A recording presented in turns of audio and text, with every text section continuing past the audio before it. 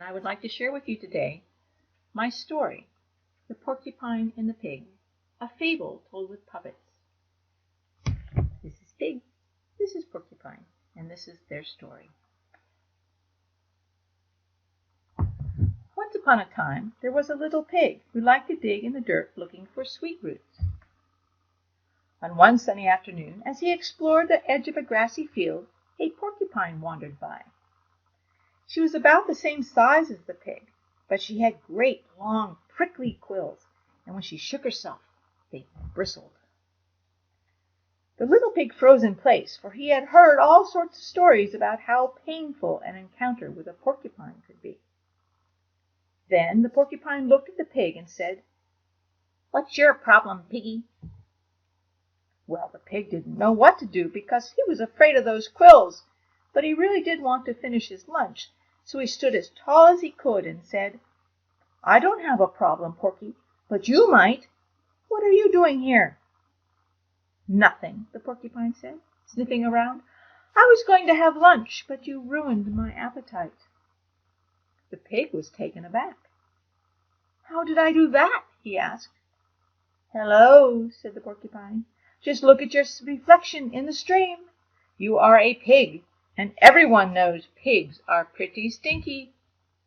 "We are not," said the pig. "And anyway, everyone knows porcupines are painfully prickly." "We are not," said the porcupine. Then she hesitated. "Well, maybe we are a little prickly, but only if we're provoked. I mean, when Farmer Brown's dog came after me, I had to do something." "That was you?" the pig asked, impressed in spite of himself. "I saw the dog when he came back to the barnyard that day, and it looked like those stickers really hurt." "Well, yes," the porcupine admitted, "but he did have it coming, and honestly, if you're nice to us and just pet us in the right direction, there's nothing prickly about us." The pig considered for a moment, not quite ready to trust what he was hearing. Then he realized he and the porcupine did have something in common. "When Farmer Brown's dog chased me one day," he confessed, "I led him right into the pigsty. Farmer Brown got really mad because when the dog came out, he was covered with mud. Farmer Brown hosed that big black dog off with lots of cold water." The porcupine laughed. "Oh, I do wish I had seen that." The pig considered the porcupine for a moment, then asked, "Are your quills really not prickly if you pet them in the right direction?" "See for yourself," the porcupine suggested, turning her side to the little pig.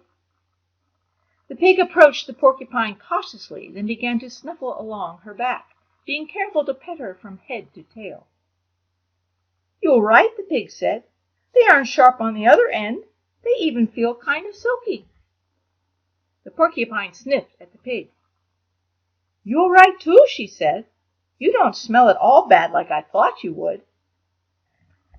"I guess everyone was wrong about porcupines," the pig said.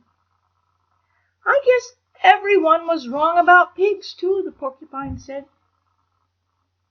"Say," said the pig, "I know of a place where there are some really sweet roots. I don't go there very much because there's also a really big dog, but if I came with you," the porcupine said, "we wouldn't have to worry about any dog." The pig laughed, and the two new friends went off to lunch together. And that's the story of the porcupine and the pig. Isn't it amazing?